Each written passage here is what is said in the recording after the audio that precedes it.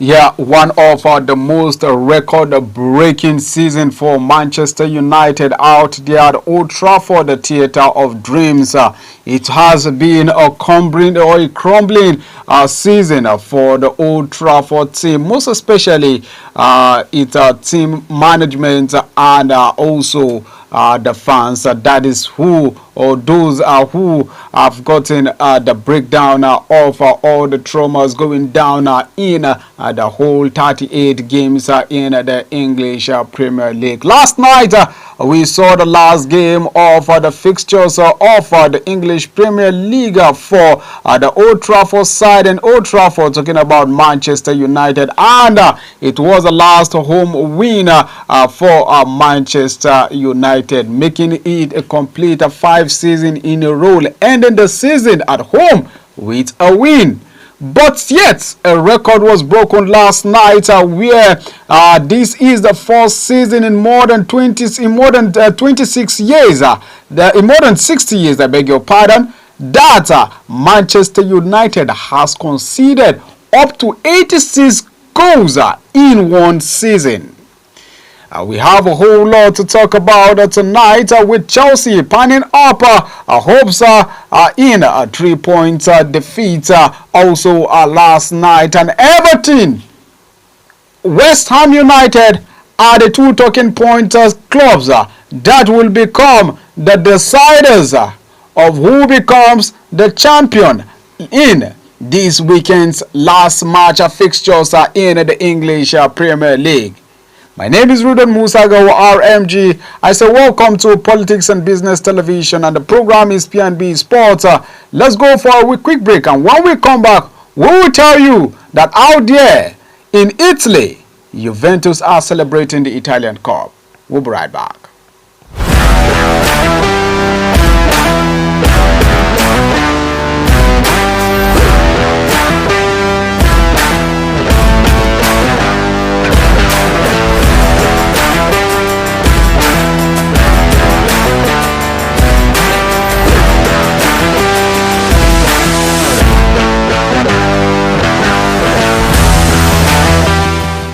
Now, welcome back. Before we go straight to what happened at Old Trafford, and also at the top seed, still fresh from his exploit at the WTT Saudi smash, was again unstoppable with a commanding win in the final against Egypt's Mohamed El Baili. Now, reports coming in from the local scene is that the one-sided final saw Aruna Quadri effortlessly take down the Egyptian on a 4-0, 11-5, 11-6, 12-10, 11-3 win to emerge as winner of the African Cup champions after losing the title to Egypt's Omar Asara in 2018. According to the Yoruba man who came out from the shores of the Western Nigeria, says, "I never gave up on my dream. It doesn't matter where you come from. I came from a small place in Oyo State in Nigeria, and it was really difficult growing up. I just want to tell them that something great is very possible to happen in every individual. There was never an easy win in any competition, and I am happy that I gave my best and my best result in the victory. It was always been in me not to give up even when I am down, and I am happy that all my hard work paid off with a superb victory. I must commend Rwanda for providing good facilities and their hospitality for us, the players, and I look forward to returning to this beautiful country," says. Well, just like Aruna Quadri, Dina Mashraf reclaimed the ITTF African Cup title after winning the 2024 edition at BK Arena, Kigali in Rwanda. Now the Egyptian Mashraf went on to get it 11-8, 11-11, 11-13, 11-6, 11-5, 9-11, 11-6, 11-6 to a 2-0 down to defeat the compatriot Mariam Olhadabi, who lost 4-3 to become the new African champion after losing the latest 2 editions due to injury. A relieved Mashraf described the victory as a crucial one. Quote, I am happy that I was able to come back, especially coming back from an injury I sustained before the tournament. She continues to say, I must thank my family and my mother who sacrificed to be with me in Rwanda. It was a tough win for me here in the beautiful country of Rwanda, and I will always cherish this moment for a very long time to come. Yes, Meshrab Dinar making statements here. The champion, she is the defending champion and also has won it back-to-back for the second time in the history of ITTF Tennis African Cup there.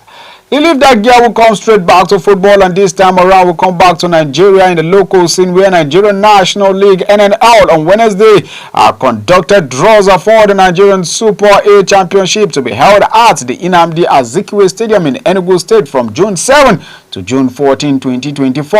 And now reports coming in is that 8 teams that qualified for the championship are Nasarawa United, Sporting Supreme of Abuja, Sokoto United and El Kaneme Warriors. Others are Beyond the Limit FC, Madiba FC, Inter Lagos FC and Ikorodu City Football Club. Now the draws in full is that NNL Northern Conference Day 1, it starts from 8 June 2024 with El Kaneme Warriors logging it out with Nasarawa United by 8 a.m. in the morning. Now Sporting Supreme will take on Sokoto United immediately by 11 a.m. same day. Now in day 2, which is the 9th of June 2024 in the North Central zone, Nasarawa United will take on Sokoto United by 2 p.m. while El Kaneme Warriors will slug it out against Sporting Supreme by 5 p.m. of the same day. Now in the 4th day 4, which is on the 11th of June, Sporting Supreme will take on Nasarawa United and Sokoto United will take on El Kaneme Warriors by 4 p.m. of that same day. Now we go straight to the NNL Southern Conference in day 1 on the 8th of June.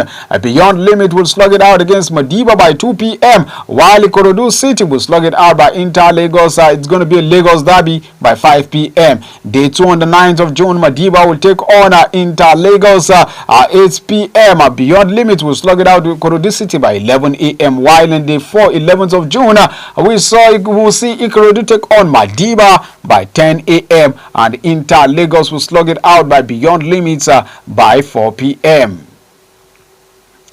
Alright, we leave that shows. We'll go straight to the next story, still maintaining the local scene. This time around, Abia Warriors, one of the favorite team of Lizzie, on Wednesday compounded the woes of Rivers United in the rescheduled game played in Umai State. Has been having a difficult time recently and has yet to record a maximum point, moving them adrift in the top of the log table. Also, let's not forget it that Rivers United sacked their coach on the 9th of this month, which has cost them a whole lot of issues surrounding them, and also due to the numbers of fixtures for Rivers United, the Nigerian Professional Football League through the LMC had to suspend the league for another 1 month to enable Rivers United conclude all their rescheduled fixtures and outstanding games.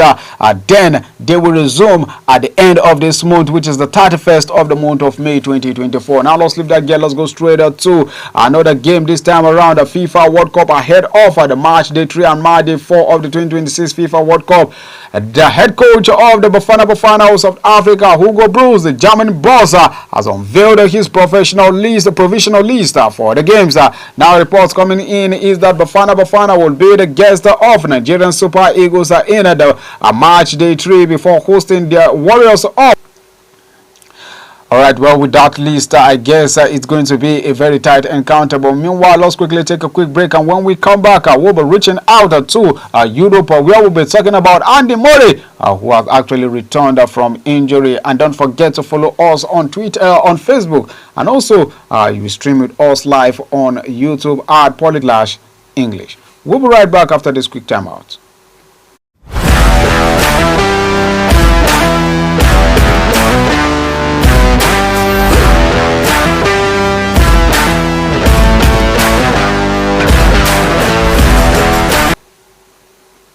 Alright, right, glad to know you're still with Politics and Business TV, and the program is P&B Sports. My name is Ridwan Musaga, RMG. Now we're traveling straight to Europe this time around. British former number 1 Andy Murray has progressed to the second round of the ATP Challenger event in Bordeaux after opponent Kieran Jacquet retired at the start of the second set. Now Andy Murray, who was leading 7-5 2-0 when Frenchman Jacquet, the world number 219, decided that he could not continue due to injury. Now the Briton was making his comeback from a ruptured ankle ligament suffered at the Miami Open in the month of March. Despite the disappointment of an early finish, the crowd in Bordeaux treated Andy Murray to a rendition of Happy Birthday at the end of the match. On his 37th birthday, he will play Gregorio Barrera in the next round after the Frenchman beat Spanish giant Albert Ramos of Vinolas 7-6, 6-2 to move through to struggle it out with Andy Murray. Now Murray opted not to have a surgery on the ankle injury to reduce the recovery time with hopes of playing at the French Open, Wimbledon and the Paris Olympics later in June this summer. The three-time Grand Slam champion says he does not want to play much past the